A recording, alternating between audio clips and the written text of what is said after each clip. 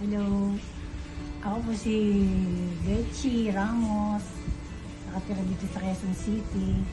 Dati nanghihina ako dahil sa mga nararamdaman ko sakit sa katawan ko. Meron akong myoma, nabubulbul daw, sabi ng doktor.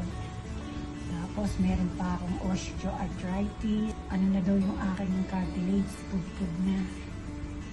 Sa dami ng aking sinubukan, dito, nanghihina ako dati. Ito, nagtry ako nito, isang bote muna tinaray ko. 5 bote na ako, bali ito, pang-anim.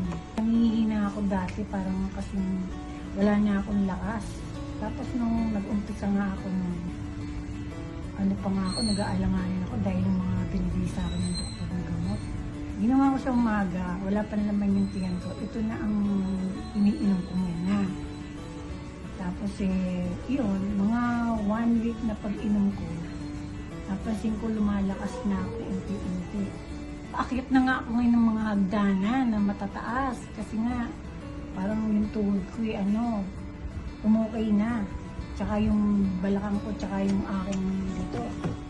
Ayun na nag-resulta, lumakas ako. Kaya doon sa mga may sakit na, kahit malala pa yung mga sakit nyo, huwag kayong mawala ng pag-asa. Aanin mo yung pera mo, o yun namang kalusugan mo, ganyan ka, hindi ka na makalakad, hindi ka na nakahiga ka na lang. Para ano yung mga pera mong inipon dyan, kikitain pa natin yan kapag tayo lumakas. Ko'y buhay na buhay, bawat araw ay tagumpay.